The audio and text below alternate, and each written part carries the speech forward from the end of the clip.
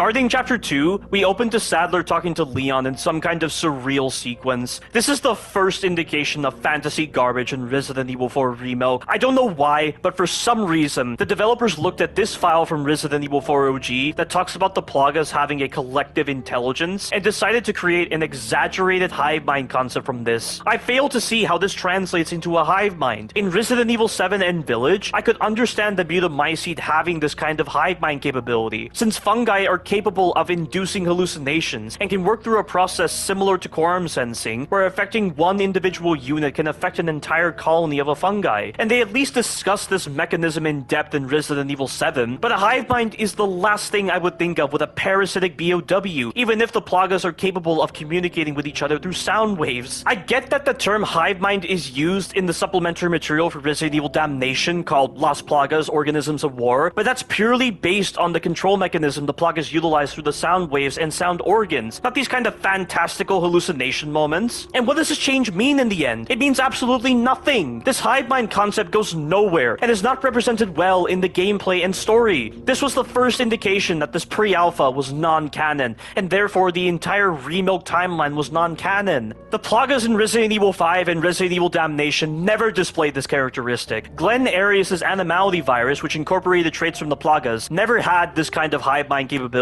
Why would they make this kind of exaggerated change? What was going through their heads? Did they even play the original Resident Evil games that had Plagas? I don't understand. I'll talk more about these hive mind scenes when they appear.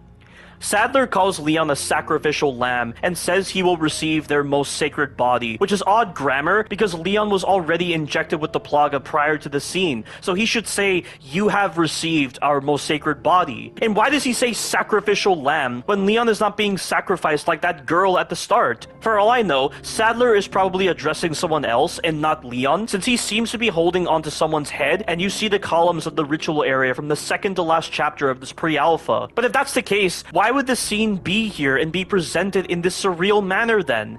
He then says it begins now, which based on his weird grammar doesn't seem to reference the Plaga beginning to take over Leon if he says he will receive their most sacred body. Such disjointed dialogue. At least in Resident Evil 4 OG, this scene doesn't feel as weird. Sadler is present in the same room as Leon and Luis. He addresses them as feeble humans, which shows how he views human beings in relation to the Plaga. He then says that they will receive such intoxicating power through the Plaga and be unable to resist, which is dialogue befitting for a religious man like himself. And it's interesting hearing this because Krauser in Resident Evil 4 OG became unable to resist the temptation of his dominant Plaga abilities, so Sadler was right in a way. Of course, I'm surprised he would view the subordinate Plaga as an intoxicating power, since he's injecting Leon with that specific Plaga, but I guess in his mind, all Plagas are superior. Also, if you're wondering, Sadler couldn't infect Luis at this moment because Luis still had the effects of the suppressant in his body. Sadler infects Leon as an additional contingency in his attempt to expose the unknown third party. There's a bit more sense with the screenplay of this scene compared to the Remilk.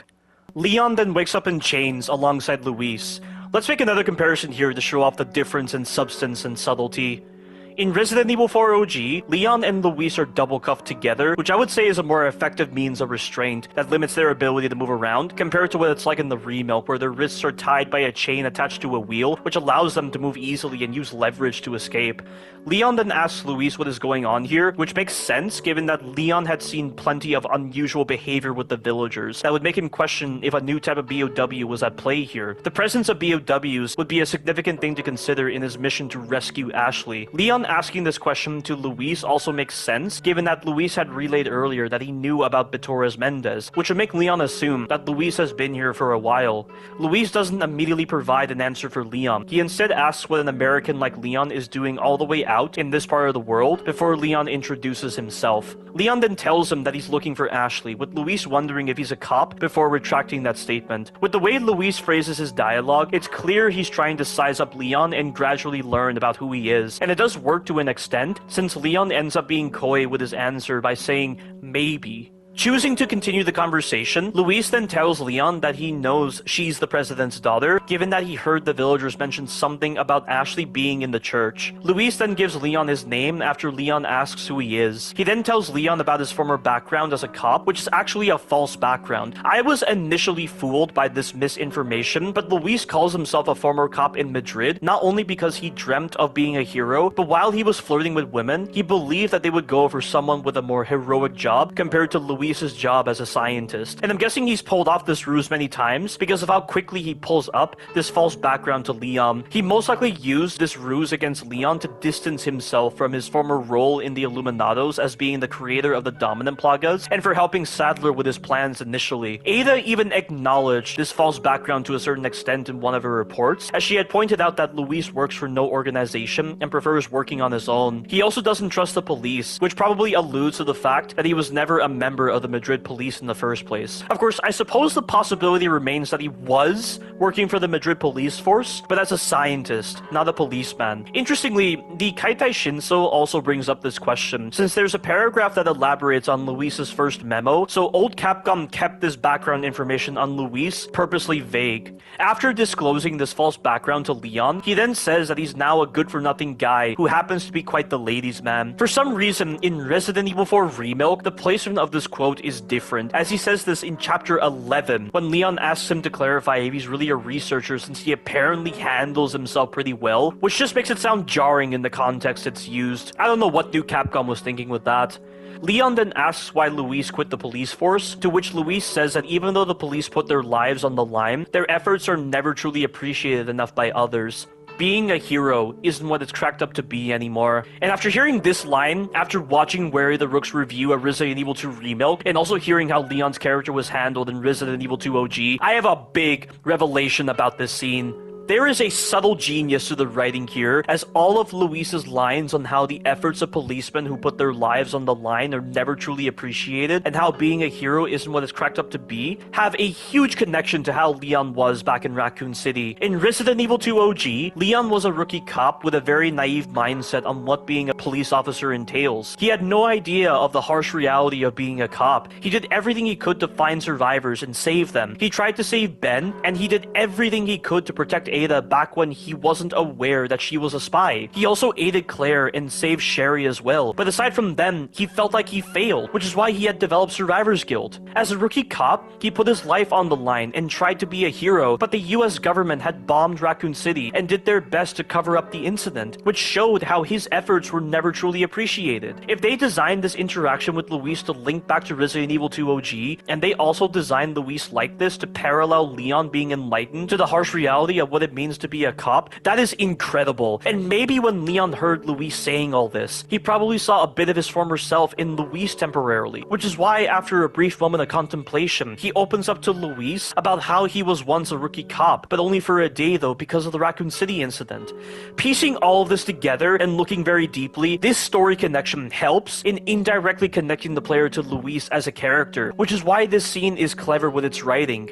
When Luis hears that Leon was one of the rare survivors of Raccoon City, he reminds himself that the Raccoon City incident was the incident involving the T-virus, and that he might have seen a sample of the virus in the lab at the police department. I'm not sure if it's true that the lab was in the police department or not, but regardless, I think it's interesting how he mentions this sample of the T-virus, as we know that Umbrella's research leaked onto the black market, and that Wesker leaked the perfected T-virus onto the black market in 2003. So this little tidbit of information helps contribute to the growth of the BOW arms race within the Resident Evil universe. Once this conversation is finished, a Ganado comes in to kill them both. I'm not entirely sure why this guy is trying to kill them when Sadler wanted Leon and Luis held captive, and Leon was injected with the subordinate plaga, but Torres Mendez couldn't possibly have sent this guy to eliminate them. I get that he was confused as to why Sadler held them captive instead of killing them earlier, but he believed that Sadler was trying to draw out the unknown third party, which was Ada, by making the Illuminados seem vulnerable, and he had every faith that his lord was right, so that's why he can't have have possibly sent this Ganado to kill them. Also, they had to keep Luis alive for the time being so that they could find the dominant Plaga sample he stole from them. The only thing I can think of is that this Ganado had selfish temptations independent of the Plaga, much like that other Ganado that took a liking to Leon's jacket and took it. He was probably so tempted by the feeling of murder that he overcame the Plaga briefly. This was likely hinted by how bloody his face was prior to attacking Leon and Luis. Or maybe when a dominant Plaga user isn't around, the Ganados are capable of more basic independent thought. Those are the only theories I have on the matter. And the Ganado that takes Leon's jacket returns in Resident Evil 4 Remilk, so I see this idea of basic independent thought is likely still around. I imagine this moment where the Ganado tries to kill them was not part of Sadler's plan to draw out Ada, which is why when Ada is captured later on, she's about to be sacrificed rather than questioned, as without her being near Leon and Luis while they were held captive, they couldn't determine her connection to Luis and that she was the unknown third party. And while she does save Leon from Mendez when at his manor, this was probably not enough to confirm to Mendez that she had a connection to Luis and was potentially the unknown third party. It's only when Ada is photographed entering the castle around the time Luis enters that they determine some kind of connection between her and Luis. The Ganado is about to kill Leon and Luis, but luckily, because he's using such a heavy weapon, he goes for a vertical strike rather than a horizontal strike, which allows them to shift themselves in such a way that he cuts their bonds accidentally. Leon kills the Ganado while Luis flees during the encounter to try to get the dominant Plaga sample and suppressants he hid in the forest to give them to Ada, since she lied by demanding that he acquire them in order to be extracted and put into protective custody. Leon then contacts Hunnigan and addresses Luis as a male civilian who told him that Ashley was in a church somewhere and that there was a secret passage in the village that leads there, ending this cutscene. There's definitely a lot to extract from the writing of this particular cutscene, certainly better than what happens in Resident Evil 4 Remilk, where it feels more like Leon being given a new objective, rather than some kind of substantial conversation. In Resident Evil 4 Remilk, Leon and Luis have only their wrists bound to a wheel that allows the chain to move. They're able to move about quite easily, which I don't understand, considering that Luis had already been captured 2 times before this moment. You'd think the Illuminados would have wisened up to Luis's cleverness in escaping, but then again, he did need Ada and Leon to save him, which undermines this supposed cleverness. Leon starts trying to break free and inadvertently starts pulling on Luis. Luis then asks Leon his name, which Leon gives, and from that, Luis calls him the quiet type. Just because Leon doesn't ask what your name is doesn't mean he's the quiet type. If anything, the guy is more talkative than he is in Resident Evil 4 OG, especially when he's saying dumb quotes every other time he does a melee attack, for instance. And it's odd for Luis to say that, considering that Leon took the time to voice sarcastic comments to Luis when he was in that body bag under that house. He then starts rambling on with dumb, insubstantial quotes while Leon is busy breaking the wheel. It's only when he starts mentioning a missing girl that Leon starts talking with him. Only Leon speaks in a cold manner indicative of an interrogation. I don't know what Luis has done to get on Leon's bad side, but this cold attitude just feels forced and out of the blue. Once the wheel is broken, a Ganado that happens to have the key to their cuffs comes in to investigate the noise and starts trying to stop them the only way he knows how, by killing them. After they kill the Ganado, Luis grabs the key and frees himself, angering Leon as he wants to ask him some more questions, but Luis is disinclined to acquiesce to Leon's request. I'm not sure what questions Leon would have asked Luis, but if he was unable to voice the question of whether BOWs were at play here when he killed the first villager, I bet his questions would have been insubstantial. Luis then tosses the key and mockingly bids Leon adieu before leaving, and apparently, he took the time to plant a cigarette pack that had a radio frequency listed on it on a shelf as he was leaving, before Leon had the chance to unlock his cuffs. It's like he somehow expected Ada to conveniently show up at this location in the future, and that he somehow knew about her iris device that would allow her to see his footprints. I don't understand how he could plan ahead like this, and you can't even see the cigarette pack on the shelf for some reason. So why Separate Ways Remilk's developers decided to place it there, I don't know. And that's the whole cutscene we get for our second interaction between Leon and Luis. I don't understand why they deliberately changed the character dynamics between Leon and Luis to be like this. It's such a polar opposite to how they interacted with each other in Resident Evil 4 OG. It's like they designed Leon to be this cold towards everyone except for Hunnigan and Ashley to rigidly adhere to the traumatized survivor they marketed Leon as for this Remilk. I get that he's focused on his mission to save Ashley, but that doesn't give him the right to excuse other individuals who are clearly not members of the Illuminados. And if they were serious about Leon being more of a traumatized survivor in this Remilk, then they should have favored Resident Evil 4 OG's version of this interaction, since Luis's words connected to how Leon's character was during the events of Raccoon City. But no, they just have Leon butt heads with Luis, and it just makes him come across as one note in this scene. Leon's just a serious character, so singularly focused on escaping, while Luis is the annoying character who doesn't help out and is just spouting nonsense. It's a trope I've seen plenty of times before. Leon and Luis displayed nuance during this moment in Resident Evil 4 OG, unlike here. And what's also pretty annoying is that Leon then contacts Hunnigan about Ashley likely being in a church, before telling Hunnigan to run a background check on Luis, since he seemed fishy in Leon's eyes. Fishy in what way, though? Leon was barely paying attention to him while escaping. Is it because he guessed correctly that Leon was looking for Ashley? Is it because he ran away? For all I know, Leon only considered him fishy because of his personality. Leon acting cold towards Luis and also calling Luis fishy before having his personal information be compiled into a background report rather than delivered through meaningful dialogue just feels like warning signs for how the player is meant to feel towards Luis throughout his entire character arc, a point which I'll elaborate on later in this retrospective. But overall, New Capcom threw away a lot of meaningful and clever dialogue in favor of a cold attitude with Leon to inorganically complement their traumatized survivor model, and in favor of a series of dumb quotes from Luis, which altogether amounts to just the same as getting a new objective popping up on your screen. What an absolute waste. Leon now needs to get his gear back since the enemies took it, which begins with essentially a tutorial on stealth kills, kitchen knives, and parrying, which is kinda unnecessary given that we already learned about stealth kills and parrying during Chapter 1. In this Remilk, we're going the complete opposite direction of how we went in Resident Evil 4 OG when going through this factory. The developers have a habit of making you go through areas backwards in this Remilk. Also, the fact that they replaced a combat encounter that had a couple of enemies with dynamite, bear traps, and other weapons that demanded you to take advantage of the laser sight to skillfully shoot the dynamite in an enemy's hand to kill multiple enemies in the OG, with a simple stealth encounter for the Remilk, probably says a lot about the quality of the combat mechanics between the two versions. Once we get our gear back, the merchant is introduced. Leon seems friendlier with the merchant than with Luis. Shouldn't the merchant be fishier than Luis? And why does Leon act like the merchant is a part of this universe in Chapter 3 when he's examining his weaponry? Why doesn't Leon question the merchant about what he knows if he seems to exist in this universe? This is one of the moments where you have to question why New Capcom is making the merchant seem like he's diegetic to the universe of this Remilk timeline. We then move on to the incompetently assembled valley section that, just like the village siege, requires an absurd amount of forward knowledge and technical knowledge to game this section. In Resident Evil 4 OG, this sequence was a lot of fun to run through. Running through this area felt fast and exhilarating as the Horde of Ganados were closing in on you while you were trying to get both halves of the hexagonal emblem. In Resident Evil 4 Remilk, however, we instead get another badly designed section that has flaws so easily noticeable that you have to wonder what the attention span of New Capcom is.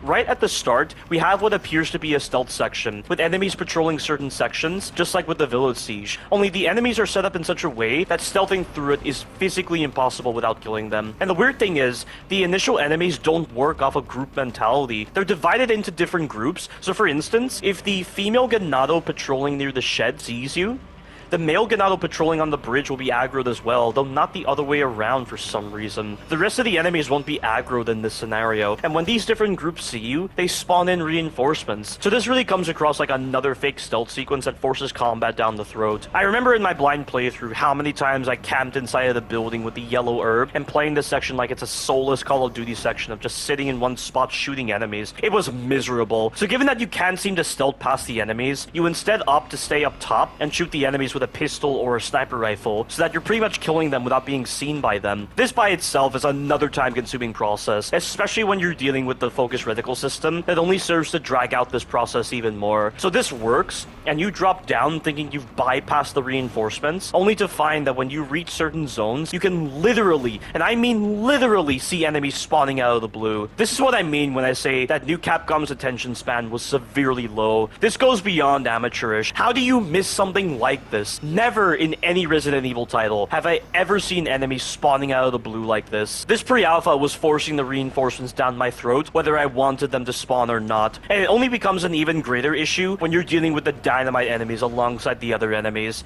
Dynamite in this pre-alpha is absurd. The range on the dynamite is wider than what you're expecting, and the explosion from the dynamite can even hit you through low pieces of cover if it's right next to the cover and you're not crouched, which doesn't make any sense. And even if the dynamite doesn't damage you, it can still make you flinch even a second after the explosion has occurred, and you don't get iframes during the flinch animation. An unnecessary flinch animation that has varying degrees of triggers. At least they understood giving iframes during flinch animations like this during Resident Evil 4 OG. And let me just say, this section provided quite the lesson on how much Leon can be stun-locked by dumb things. Part 2 of my blind playthrough showcases this.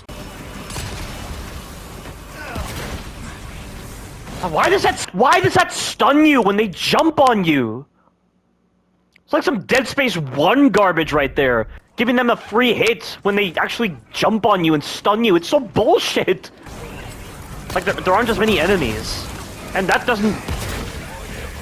What the fuck was that? I did the fucking mantle animation and then Leon, for some unknown reason, got repeatedly stun locked for no reason. Given that you have to go to one end of the area to open the way out, and also go to the opposite end of the area to grab the hexagonal piece, it's hard to tell exactly what the developers intended for you to do. The poor designs you're dealing with in this section are pretty similar to what you were dealing with back in the Village Siege. There's more I could discuss, but it's a lot to describe. So just like the Village Siege, you have to once again strip this section down to a rudimentary level, which leads into my strategy for this section.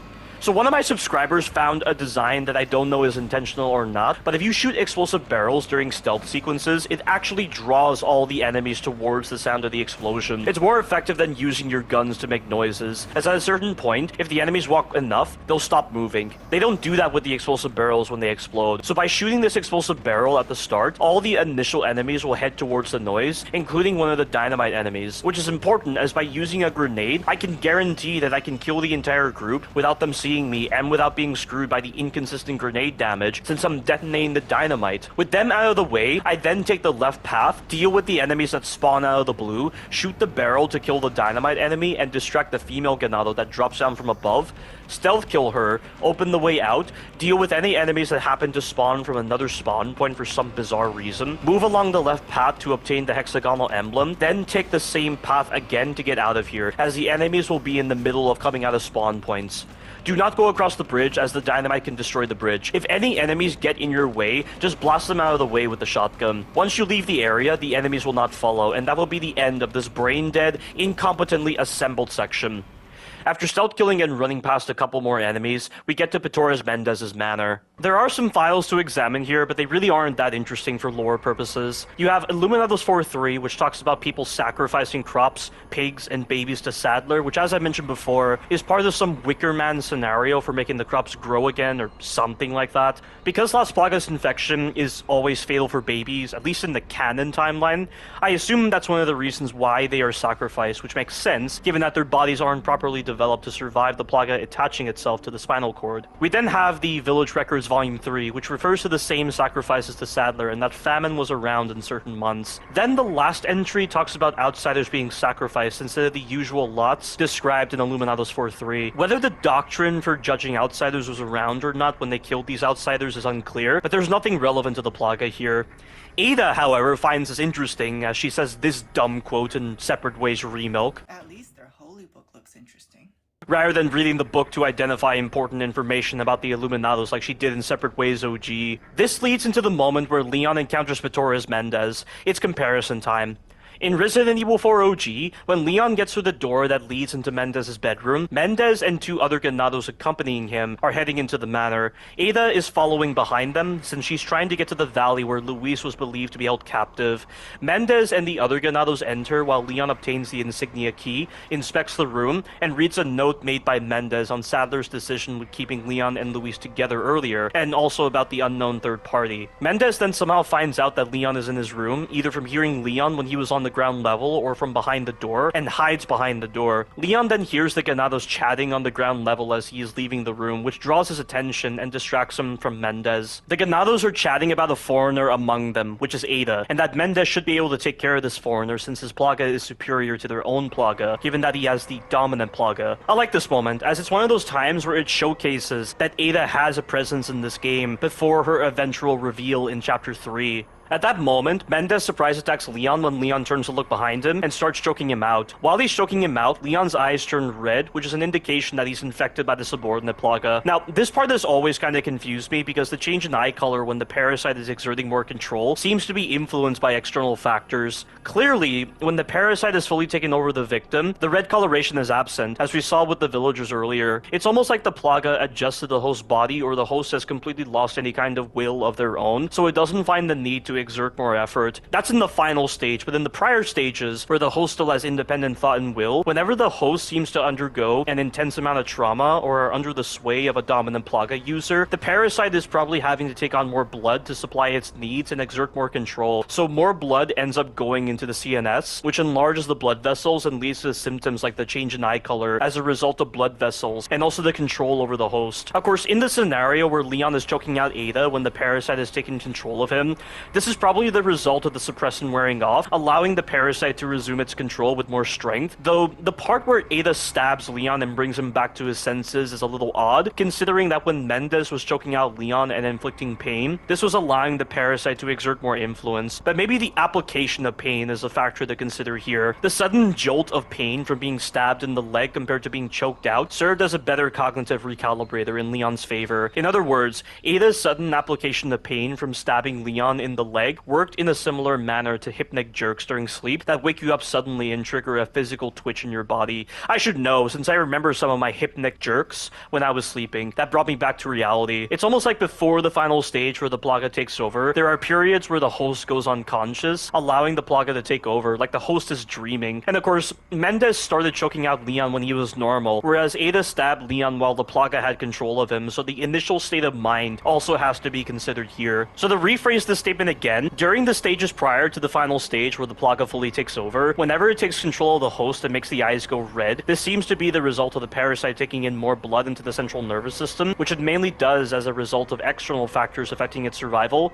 when it needs to follow the commands of the dominant Plaga, or when it grows enough to allow more control. And again, the red eye color is not present when the Plaga fully takes over the host, like we saw with the villagers earlier, so it seems to be a context-sensitive symptom. It may not seem like the change in eye color is the result of blood vessels in Resident Evil 4 OG, as Leon's eye literally turns red, almost like the pigmentation changes, which shouldn't result from manipulation of the central nervous system, but I've got a theory on this. I don't know what the quality of GameCube graphics were like, but maybe the developers thought it would be hard for players to actually see the blood vessels enlarging within Leon's eyes. So to accommodate for this, they had Leon's eyes literally turn red to represent this idea to GameCube players. And based on the quality of the cutscenes in Separate Ways OG, which released on the PS2 version, this idea seems to be plausible, even if the blood vessels in Leon's eyes can kinda be seen. But if I were a developer working with low quality graphics, I would probably favor eye color changes. This is probably one of the main reasons why the expression of red eyes in hosts still in the early stages of Plaga infection is amended in Resident Evil 4 Remilk, given the better quality of the graphics. But back to Mendez's scene, he drops Leon upon seeing this symptom and realizes that Leon was injected with a subordinate Plaga. He then tells Leon that despite carrying the same blood as them, he's still an outsider, and if he becomes unpleasant to their eyes, he'll face severe consequences. In case you're wondering, the reason why Mendez uses the phrase carrying the same blood is because the Illuminados refer to the Plaga as a sacred blood. This is indicated in Biohazard 4 Incubate.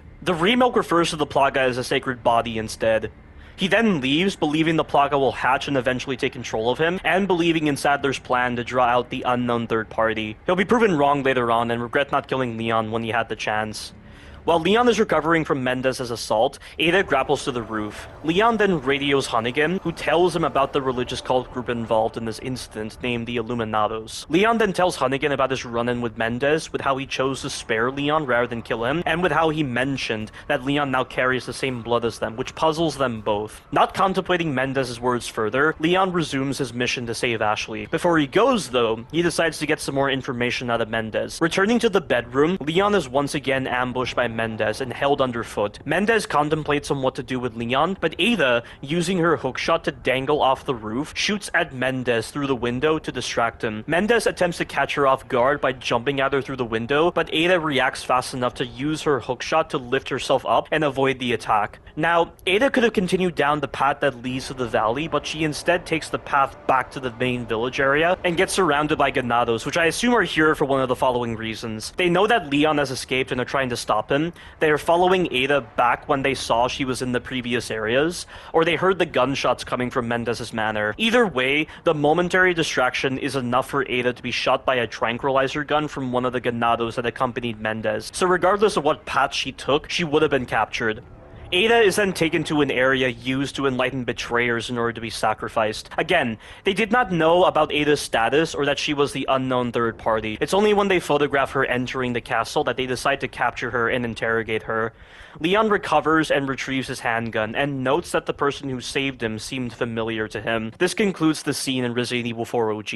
In Resident Evil 4 Remilk, Leon finds the insignia key, and when he's about to leave, Torres Mendez shows up. And it's funny how before Mendez shows up on screen, you can hear his footsteps, yet when Ada is in this manner and finds out where Luis is, you don't hear his footsteps. So how he set himself up to ambush Ada doesn't make sense if they had set up Mendez's footstep noises in a cutscene before a character saw him. Leon then decides to shoot Mendez, not in the head, but in the torso. And for some reason, despite going through supposedly punishing missions that should have improved his reflexes, he just stands still like an idiot and doesn't react quick enough to Mendez when he's about to kick him, even though there was plenty of time for him to do so. At least having Mendez surprise attack Leon in Resident Evil 4 OG made more sense than how it's portrayed here with the slapdash slow reaction time with Leon. They're really trying to make Leon seem like a wimp and have no logic with his actions whatsoever.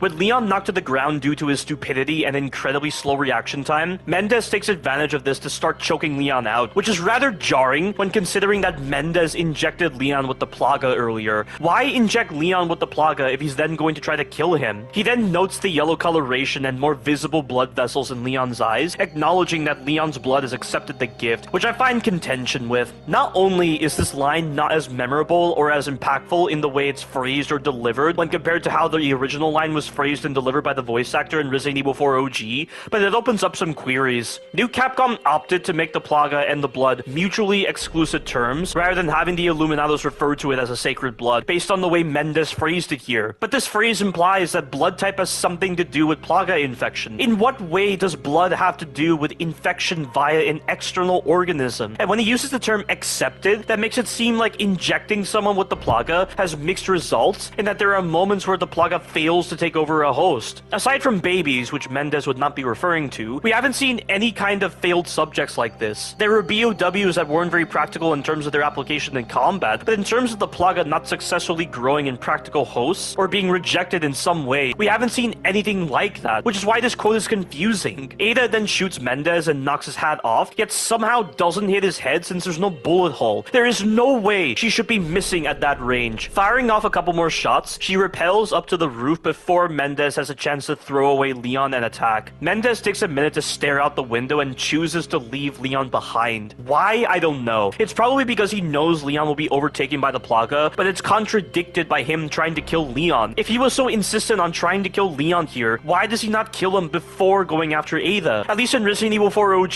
I could understand him giving a warning to Leon when he wasn't aware earlier that Leon was injected with the Plaga until he saw his eyes turn red and remembered Sadler's actions with capturing Leon and Luis and putting them together. And then, when Leon became unpleasant in his eyes, that's when he contemplates trying to kill him. And you know what else makes sense? Ada remaining stationary near the window for as long as she did in Resident Evil 4 OG.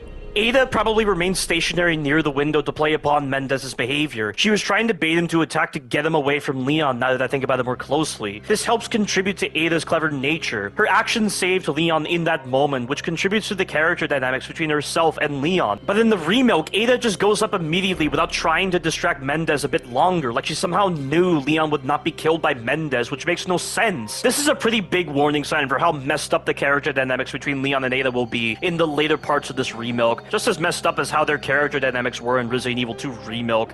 You know, it's a funny idea. I never thought about Ada baiting out Mendez like this in Resident Evil 4 OG until after I played Resident Evil 4 Remilk. You gotta appreciate the moments where you rethink certain elements of old media or view them from a different perspective once you see sequels or see a reimagining or remake of that older media. The amount of times I've reanalyzed the older Resident Evil titles after playing their respective Remilks is a lot for sure. So in a weird way, I can appreciate Resident Evil 4 Remilk in this context.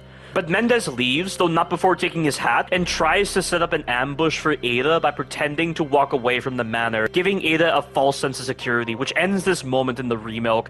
This is definitely worse than how this scene plays out in Resident Evil 4 OG.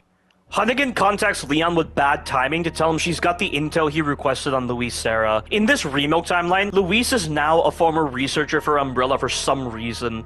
Leon is angry and regrets not leaving him in that bag to rot, and after hearing this, Hunnigan decides to scoff and smirk at this remark. Just look at her face here. This kind of behavior is so out of character for Hunnigan. It makes no sense how this is possible. Hunnigan is an all-work, no-play kind of character. In every other Resident Evil media she's appeared in, she has always maintained this demeanor, but all of a sudden, in this Remilk, she finds humor in Leon feeling like he's made a fool of himself. Why? It's so bizarre and even cringeworthy for someone like me who's so invested in the lore and characters of Resident Evil. And it also feels cringeworthy given that Hunnigan has very few lines in this pre-alpha. This is what they opted for? Are you serious? And you think finding out that Luis was a former Umbrella employee would make her question his presence here, or make her ponder other questions, since Umbrella's supposed to be a big deal, right? But no, she just gets amused at Leon's remark and then tells him to focus on saving Ashley. And Leon doesn't even tell her what happened with Mendez. You'd think after being spared by Mendez, he would ponder why this was the case and talk about this with Hunnigan. Is he really that single-minded in his mission to save Ashley that he's going to put other characters aside and not even ponder such basic questions like, why did Mendez spare me? Or what does he mean that my blood has accepted the gift? That kind of single-mindedness only leads to trouble. Doesn't Leon realize this? What is wrong with him? He should be voicing potential factors that may get in the way of his mission. This doesn't fall within that category? Also, he doesn't even voice to Hunnigan that someone saved him from Mendez, which he should do if Ada saved him in the same cutscene where Mendez attacks him. Leon can't even examine the window and voice a comment on whoever saved him. He just brushes her off like she never existed. This is yet again another warning sign for what this relationship between Leon and Ada amounts to in this Remilk. The lack of thought put into this dialogue moment and the characters' behaviors makes no sense. And don't even get me started on Luis being a former researcher for Umbrella. It doesn't work right now to talk about why this change is meaningless. This is something best reserved for later on. However, I can talk about this report on him, as it amounts to nothing with the information provided.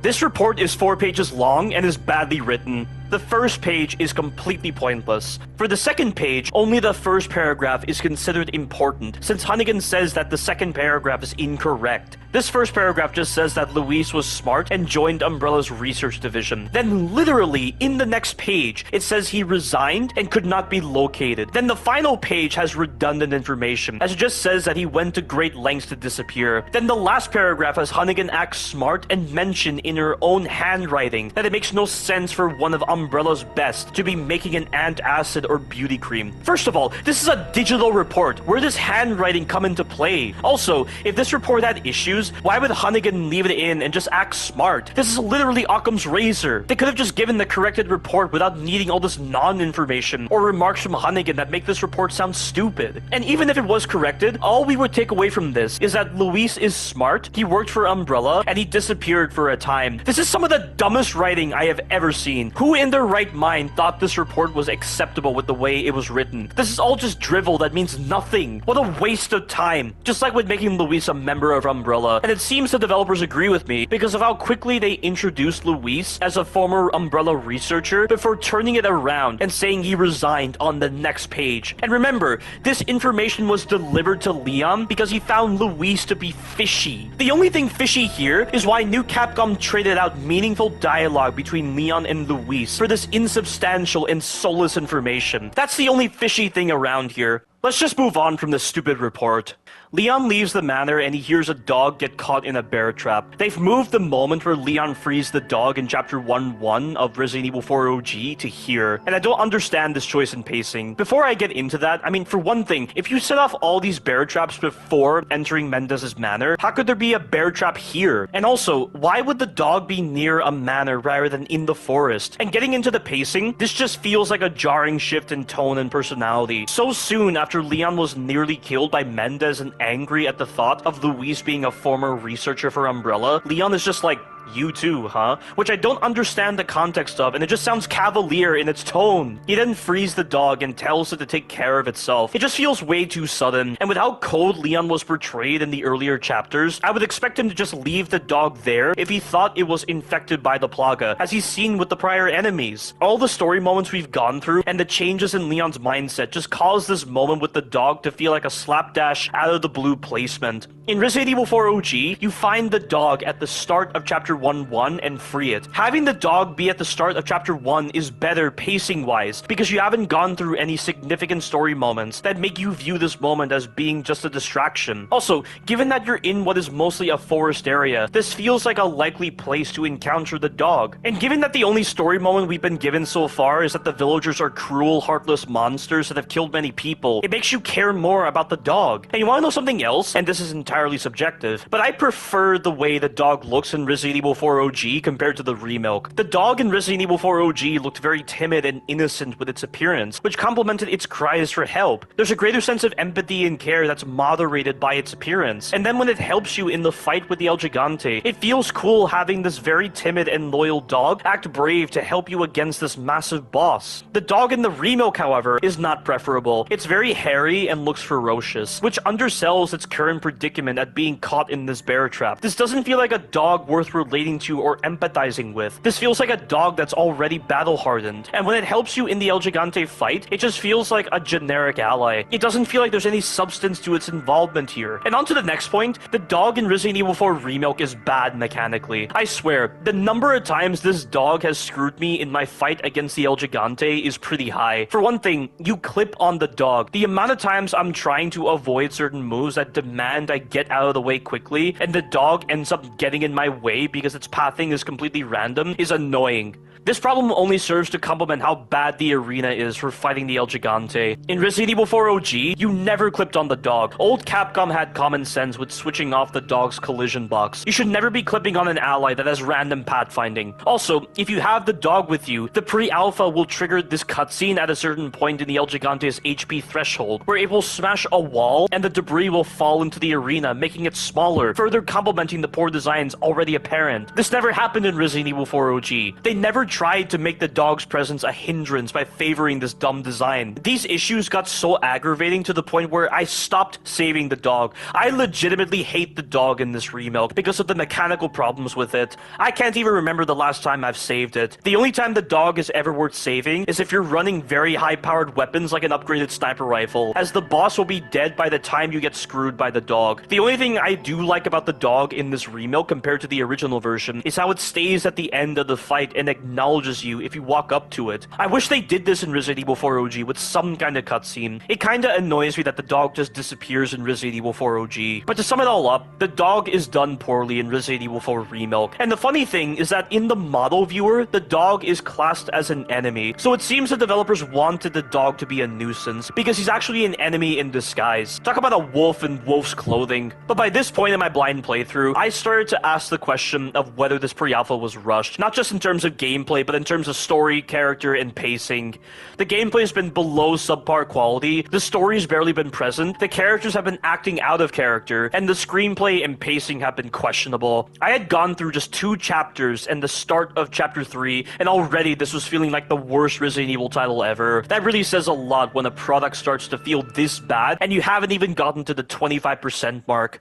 We return to the village square, and for some reason, a tower gets destroyed. It was not Ada or Wesker who blew up the tower, it was the Ganados. I don't know why they thought of resorting to this measure, but it doesn't make sense. A bunch of throwaway colmillos spawn in, but we run past them and then run past the 2 enemies guarding the door. When we enter this room, there's a file titled Illuminados 49 that is phrased weirdly. I believe this is talking about the El Gigante, given that you see a big hand in the picture. But if this is the case, why is this El Gigante more important than the other ones you deal with at the castle, or the one that Ada deals with in separate ways Remilk? Why would the Illuminados display some kind of religious/emotional attachment to this one El Gigante compared to the others? Why would any BOW be mentioned in a religious text? I could understand the Lycans being considered a part of the villagers' superstitions in Resident Evil Village, given that they were a common subordinate BOW created through failed affinity for the Kadu, and there were lots of Lycans around, but something like the El Gigante doesn't make sense. And the Illuminados have been around for a bit of time, so this would imply that BOW research or some kind of rituals regarding the Plaga infection were being done before the sciences developed further if they're mentioning BOWs in their texts. I don't know when the Illuminados gained access to scientific research or employed scientists like Luis and Annabelle, but this kind of BOW shouldn't be possible to create in whatever old period they came from. Why were they even making the El Gigante in the first place in this Remilk timeline? In the canon timeline, the El Gigantes were byproducts of Las Plagas research and genetic manipulation to create BOW BOWs. Such excessive modifications allowed its size to be greater, but its intelligence could not be improved even through repeated trials. This I understand, but having the El Gigante be mentioned in religious texts of the Illuminados changes the reason for their creation.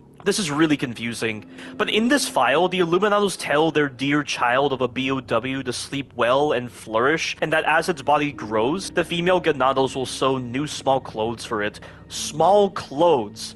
Why would they use such a term for such a large BOW? They then mention that after eating 7 quintals of wheat, which is about 1,543.234 pounds, and half a bowl a day, it has outgrown its pen. I don't know if this refers to the town hall or the quarry as its pen. They then keep urging the El Gigante to flourish for the sake of its brothers and sisters who can, so this implies that the El Gigante was not a byproduct or a failed experiment with the Plaga, despite its lacking intelligence. Like, this is really confusing, and this whole file feels contradictory to a later file that you get. In the rearing log, which you get after beating the El Gigante, they documented certain events regarding the El Gigante's development. At 6 months, they said its teeth just came through, but it still shoves everything in its mouth. It doesn't walk yet, but it swallowed a dog whole. This feels like a lore violation because it implies that a baby was infected to become the El Gigante. And as I mentioned before, Plaga infection of babies is always fatal. Why else would they use phrases like, its teeth have only just come through, or it can't walk yet? These phrases describe developmental periods that babies go through, so I see New Capcom didn't look back at the lore of Resident Evil 4 OG properly, and it makes no sense for a baby to be used because, as I mentioned before, babies aren't fully developed, so it makes sense that they wouldn't survive the process of the Plaga attaching to the spinal cord. And why was this baby chosen to be an El Gigante and not sacrificed, as described in Illuminados 4.3? Like, I don't get it. Even the Resident Evil podcast team agrees that this seems like something the developers overlooked or needlessly changed. But back to this file, at 9 months, the El Gigante grew so large, the town hall couldn't contain it. At 10 months, it was still growing even after moving to the quarry, and was devouring a whole cow in only 3 days. At 13 months, it was swinging their largest pickaxe like a twig. One of the villagers was nearly eaten since it was still starving. At 17 months, the village was nearly out of food, so they had to summon help from the castle and use an incantation to put the El Gigante to sleep. An incantation? What does that even mean? Why is this kind of fantasy garbage in a Resident Evil title? Is this related to the hive mind that is demonstrated poorly in Resident Evil 4 Remilk? Why didn't the villagers or Torres Mendes contact the castle sooner if this uncontrollable BOW could be controlled this quickly? If the Illuminados cared for this BOW, why didn't they actively use the hive mind to keep it under control? Was Illuminados 4.9 written before, during, or after the events described in the rearing log? Was this first El Gigante considered a success? None of this makes any sense with the jumbled motivations, the poor communication between the Illuminados and villagers, and the fantasy garbage described here. This is such a mess in terms of complementary files. There is some additional information provided by the Resident Evil podcast team, as they believe that the Illuminados in this remake considered the first El Gigante a success, in the sense that they created a subject that lived and achieved what they set out to create, despite discovering later on that the El Gigante wasn't as intelligent as they hoped. This mentality was similar to how the Tyrant in Resident Evil 1 Remake was a failure, but still considered successful to Umbrella, in the sense that they still managed to make the first Tyrant, and had built towards the goal of creating the ultimate life form. Also, with regards to why the Illuminados haven't amended Illuminados 4.9 if the El Gigante wasn't what they envisioned, this chapter is probably here mainly for worshipping the fact that the Plaga had turned an infant child into a huge troll-like behemoth unlike anything humanity had ever seen. The fact that the El Gigante had faults that deemed it impractical as a weapon is not related to Illuminados' doctrine. Also, in this room, there's a big skull that seems to be placed like it's for a memorial. The Resident Evil podcast team believes this was an early El Gigante that died during its growth. This sums up everything regarding this room. We make our way to the church where Leon informs Hunnigan that he is unable to enter the church and that it seems this place is locked up really tight. This then prompts Hunnigan to act out of character and say in a witty response, I can think of one reason they'd want to do so. For a character that has very few lines in this pre-alpha, they sure chose the wrong kinds of quotes for her to say. You don't need to make a character sound witty or laugh at the wrong moment for them to be engaging. God, Hunnigan is so bad in this pre-alpha. Inside the side area in the church, we see a photo of Ashley tied up. I'm surprised they decided to not have her tied up when they locked her in that room in the church.